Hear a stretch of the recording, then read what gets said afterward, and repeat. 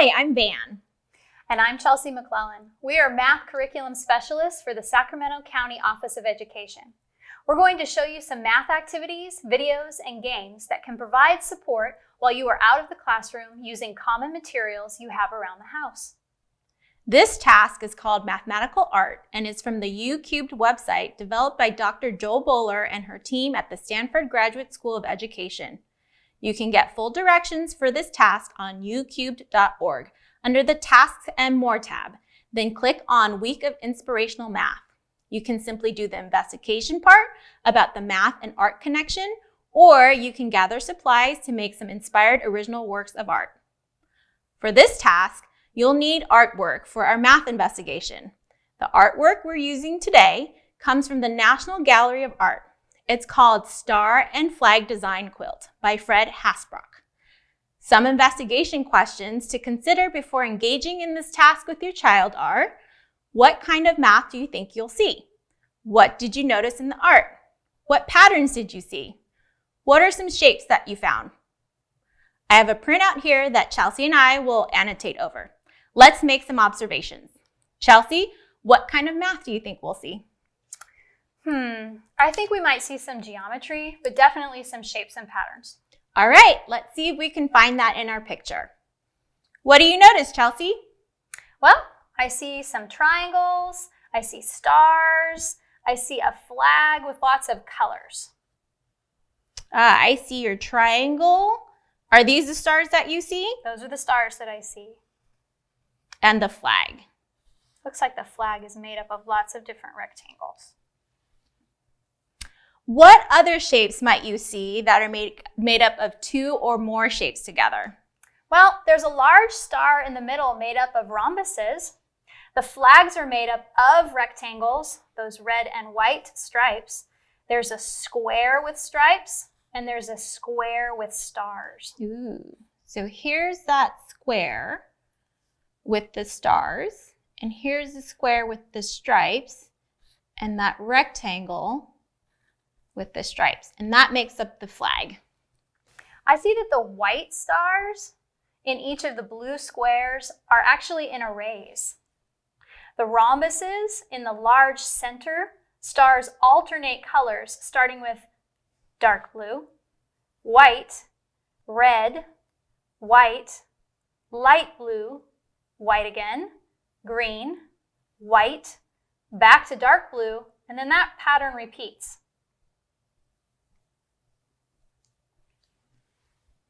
Wow, that's a lot to see there. There are definitely a lot of patterns in this picture.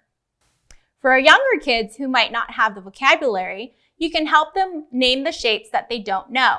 You can also count how many of each shape they found. For older kids, you can talk about or measure the angles they find in the artwork. They might also classify them as obtuse, acute, or right angles. For an art project inspired by this artwork, we're going to make a tessellation. A tessellation is a design that involves creating a tile, then copying that tile side by side without overlapping. The Star and Flag Design Quilt is a tessellation of a tile that is rotated around a center point. Here's an example of the tile and finished tessellation. The materials you'll need are an index card or sticky note, some tape, an 11 by 8 piece of paper, pencils, scissors, and coloring tools such as crayons, color pencils, or markers. If you don't have an index card or sticky notes, you can cut out a 3 by 3 inch corner of your larger paper and use that to create your tile. We'll be using sticky notes for this demonstration. First, we have to make our tile. We call this a tile because tessellations were first made using ceramic tiles, and that name stuck. The tile is the piece we're going to use to create our pattern. For the tile, you're going to draw a design on one edge of the sticky note and another design on the adjacent edge.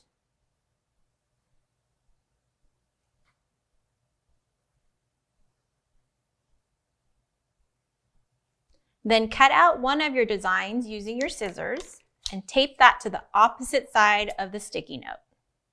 You'll match the two straight edges and tape them together, making sure not to overlap.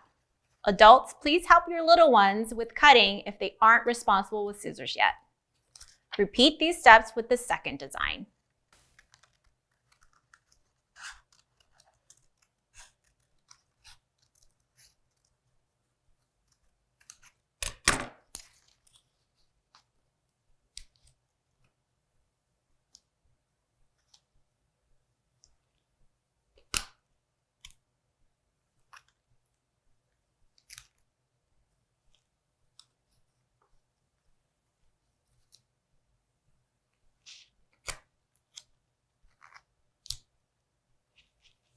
All right, now that we have our tile created, we can make our tessellation on our larger piece of paper.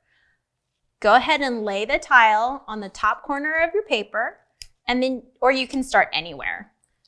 You can hold the tile down with one hand and trace with the other, or you can use a piece of folded tape to hold your tile down. Since we use sticky note, we can just put the sticky side down. So trace the outline of your tile with a pencil. When you're done with the first outline, you slide your tile over to match up the design edges like a puzzle.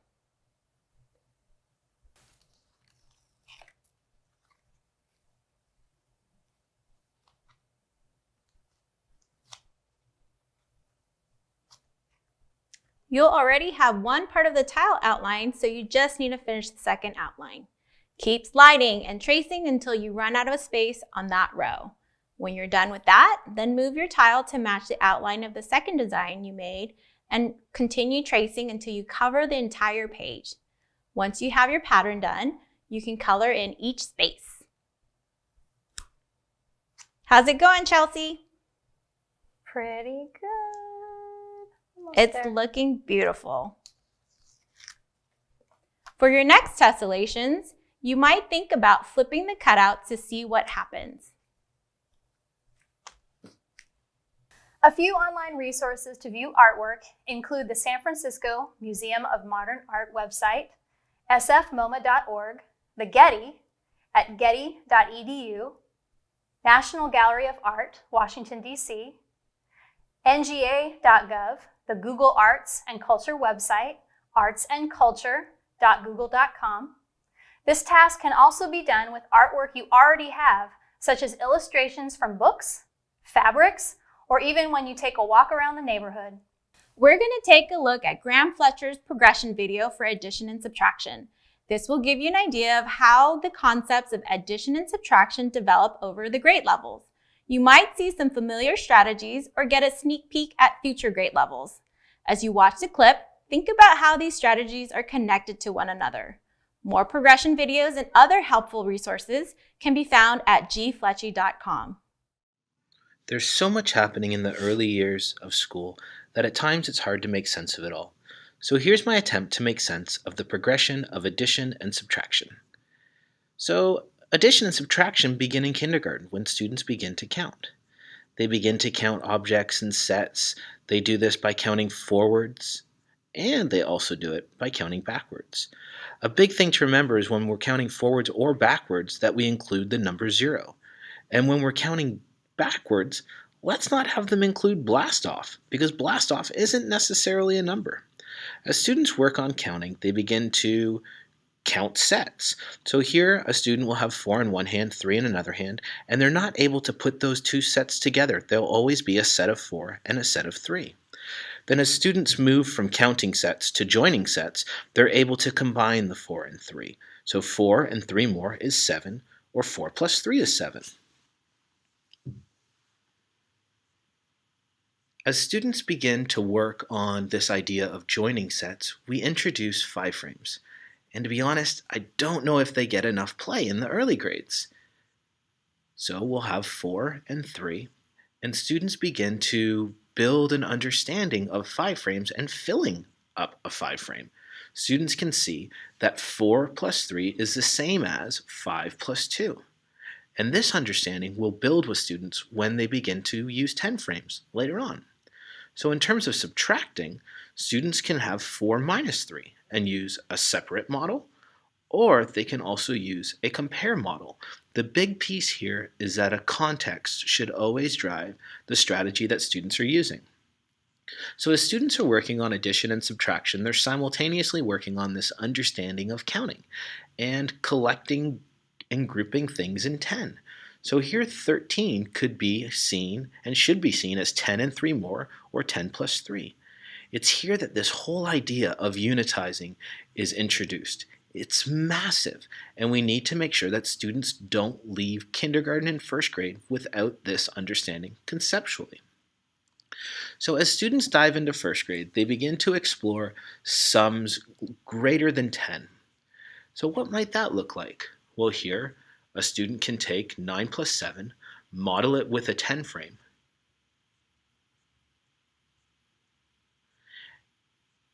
And because they've worked on this idea of unitizing, or they're beginning to, they know that it's most efficient to, say, fill up a 10 frame. So they take 1 from the 7, give it to the 9 to make a 10, and they're left with 6. Here, students are beginning to think flexibly about numbers, and the same understanding applies to double-digit numbers. The big piece here is that students, as long as they're using concrete models, they're also drawing representations. So what did we do? We want to make a 10. So we're going to take our 1s and bundle them up to make another 10. Decompose the 8 into a 3 and a 5, give 3 to the 37 to make 40, and have 5 more. So what does this look like with subtraction in first grade? Well, in first grade, students are only subtracting multiples of 10. And here, 37 minus 20, they can see if they remove 2 10s, they're left with 17. So what happens in second grade? How does this build on what they've learned in first grade? Well, they might use 2 two-digit numbers. And here is where we begin to introduce base 10 blocks because of that whole idea of unitizing that students are still developing in kindergarten and first. Again, just like before, we'll draw a representation for our model. We'll create another bundle of 10. And here's how students can begin to move from the concrete to the representation to the abstract. Now, it might not be efficient, or students might see that it's not efficient to write it out on the side all the time. So, to become more efficient, they can begin to use this understanding of partial sums and find a shortcut. 8 plus 3 is 11, 40 plus 30 is 70. And this understanding of partial sums, well, it leads brilliantly into their understanding that they begin to develop with partial products in fourth grade. So that works for addition, but does it work for subtraction? Well, we want to try and use models that continue to work the same and consistently throughout math. We don't want them to expire. So here we want to have 83, and we'll go back to that separating model. We want to put 29 inside there. Well, we need 6 more. So this is a really big understanding for students where they make that fair trade and that idea of unitizing. So now we can take the 6 from the 10 and we're left with 4. So how can we move again from the concrete to the representation to the abstract?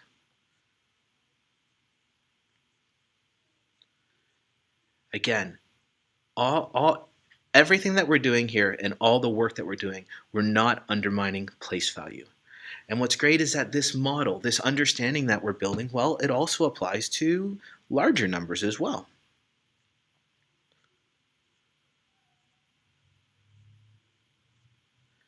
Now we can use place value mats, we can use just open sheets of paper such as this, but anyway, students are still acting out that fair trade and they're making sense, the regrouping of numbers.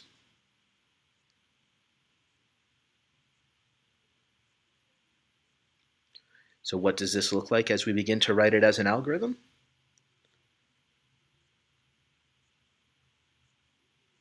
We'll regroup the 20 into a 10 in another group.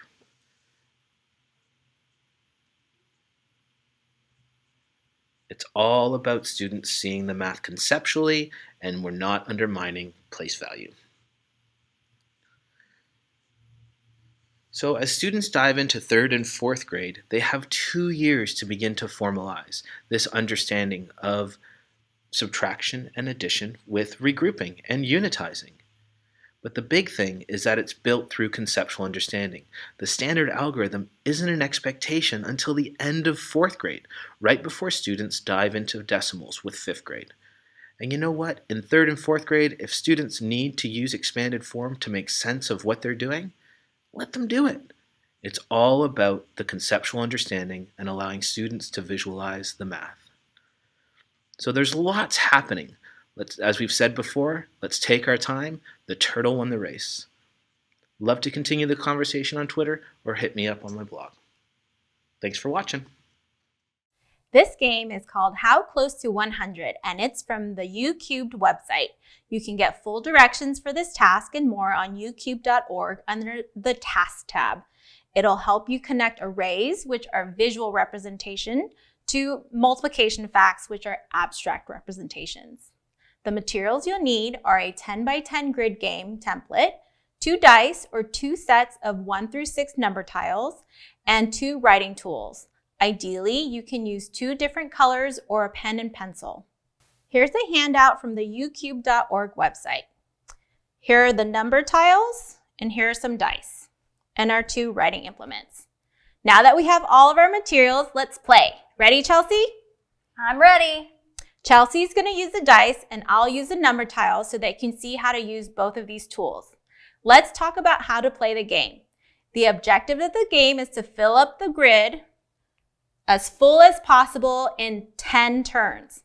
Chelsea and I are going to play cooperatively. You can play competitively by each having your own grid. I'll roll both of the dice, and they show 2 and 1. So I can make a 2 by 1 array.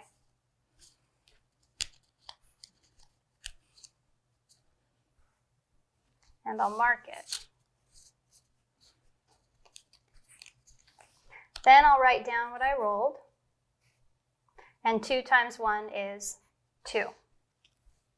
I'm going to pick 2 cards from the piles, and I'm going to close my eyes, and I have a 3 and a 5. So I could make a 3 by 5 array or a 5 by 3 array. I'm going to make a 5 by 3 array. 1, 2, 3, 4, 5 by 3. And I'll label that. And 3 times 5 is 15.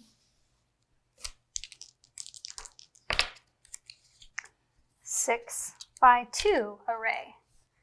I'm going to come over here, count 1, 2, 3, 4, 5. That's not going to fit, so maybe I can do a 2 by 6. 1, 2, 3, 4, 5, 6. 1, 2, yep.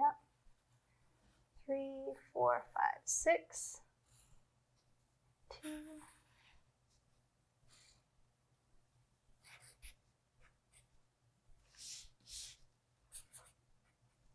And that's 12.